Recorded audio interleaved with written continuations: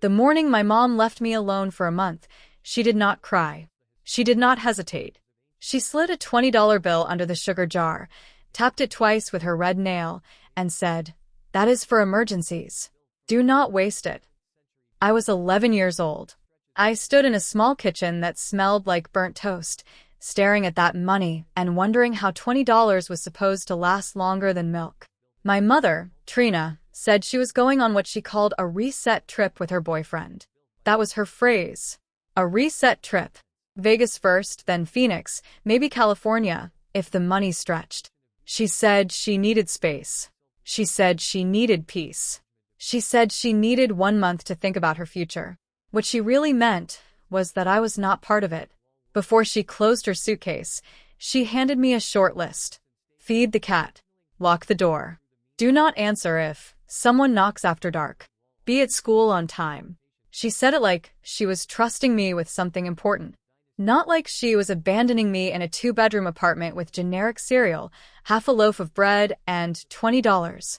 I asked her, who was supposed to check on me.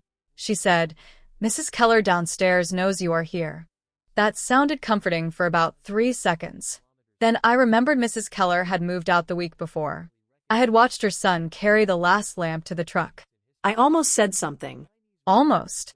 But if you were the kind of kid who learned early that one wrong question could turn a tense morning into a screaming match, then you already know why I stayed quiet. Silence can feel safer than truth when you are 11, and the adult in the room treats your fear like an inconvenience. She left at 9:12 in the morning. I remember because the microwave clock blinked 9:12 while I watched her car pull away. There was no dramatic speech. No real goodbye. Just a quick wave through the windshield, like she was heading out to run errands. By that night, the apartment felt bigger than it ever had before. By day 3, the cereal was almost gone. By day 5, the prepaid phone she left me had no minutes left. And that was when I understood the real problem. I was not being watched. I was being hidden. People think kids panic first. A lot of the time, we do not. We organize. That is the part most people never understand. I did not cry on the first day. I made a plan. I took a spiral notebook from school and started writing everything down. Food on one page. Money on another. I had $20 exactly. Bread, peanut butter, instant noodles, 2 cans of soup, and a bruised bunch of bananas from Miller's Market used up almost half of it.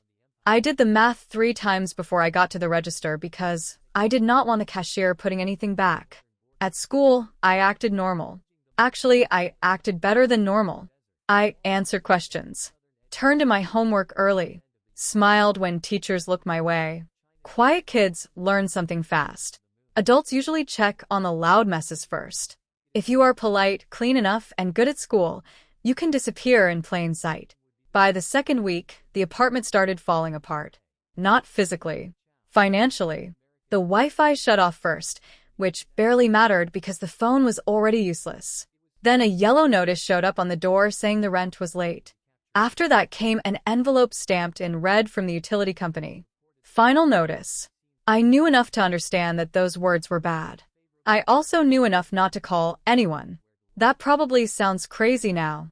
But when you are 11 and your whole life has taught you to protect your parents' image, you do not think, "I need help." You think, "I cannot be the reason mom gets in trouble." So I stretched everything.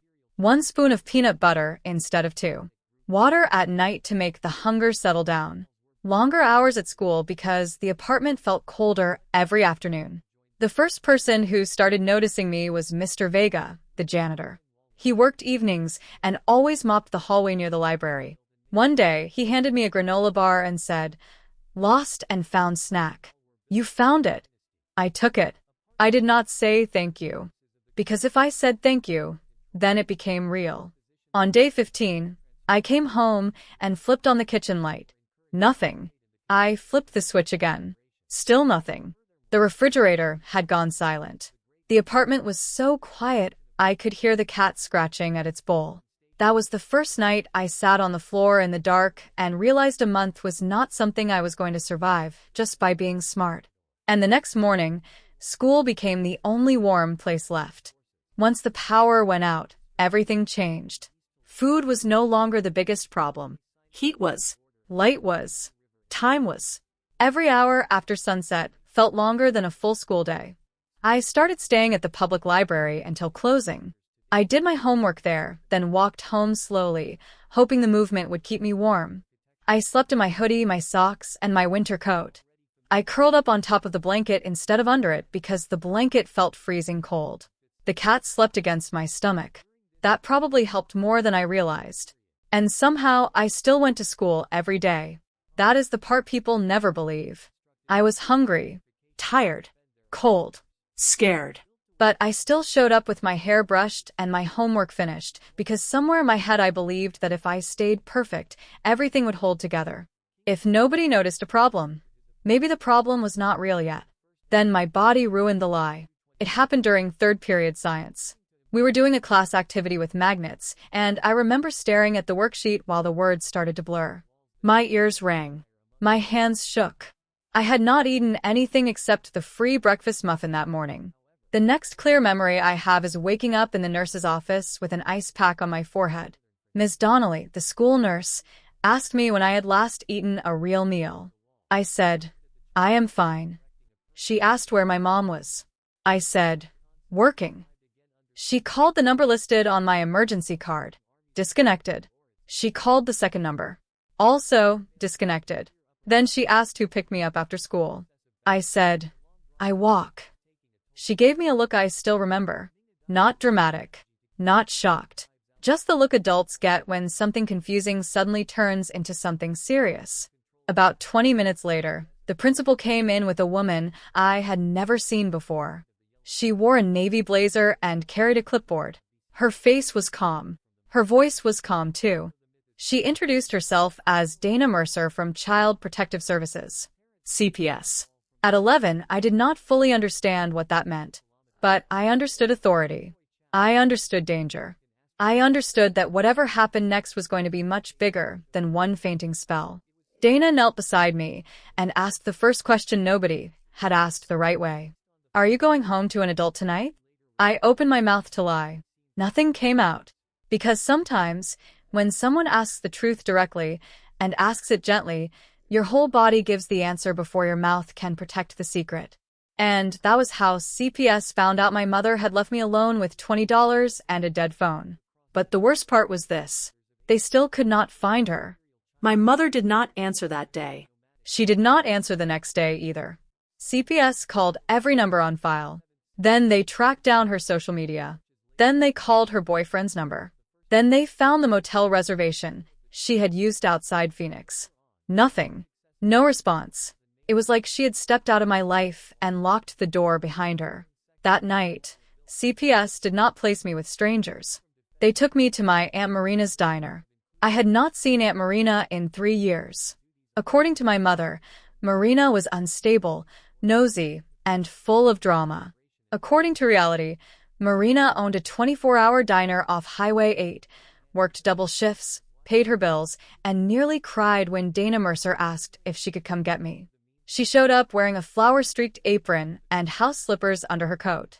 That image never left me. Not because it was funny, because it meant she came fast. No one had ever chosen fast for me before. The diner closed at 10, and she lived in a small apartment above it. That first night, she made grilled cheese and tomato soup, placed a folded towel at the end of the bed in case I got sick again, and said, "You do not owe me a performance. Sleep if you need sleep." That sentence hit harder than the hot food, because she was not asking me to smile. She was not asking me to explain.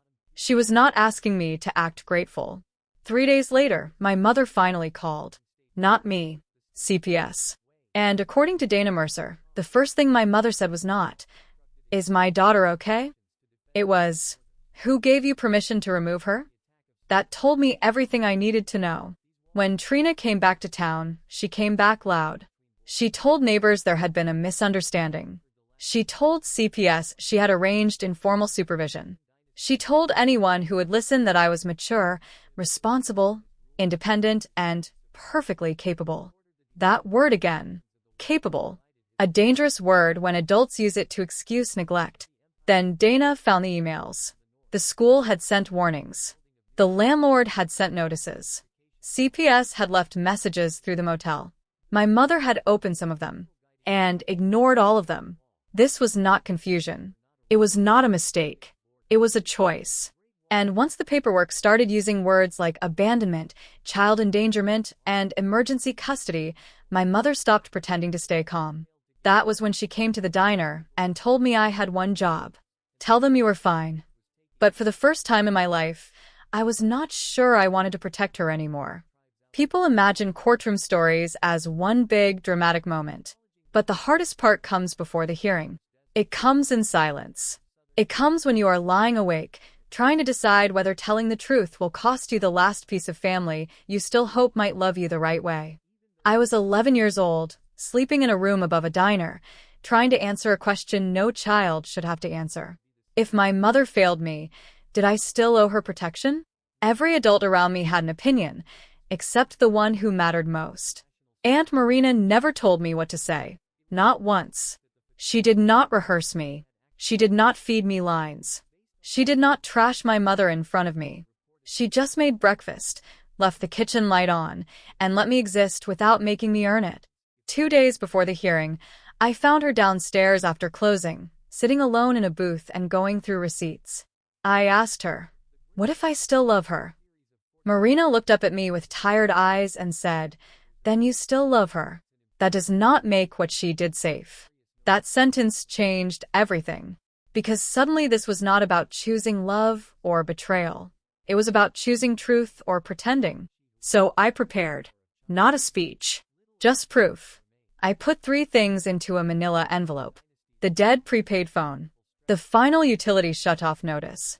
And the notebook where I had tracked every dollar and every meal. On the last page, circled in blue ink, was the amount I had left when CPS found me. $1.82. That number looked smaller on paper than it had in my head.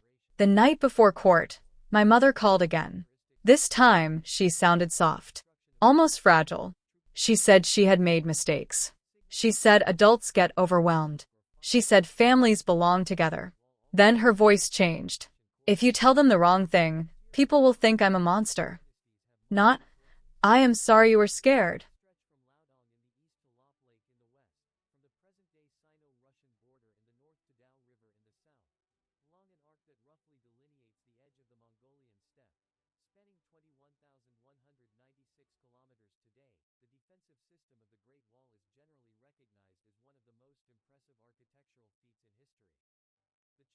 Not, "I should have come back." Not, "Are you okay?" Just image. Just reputation. That was when I finally understood something I wish every quiet kid could hear. Some parents do not want honesty. They want cooperation.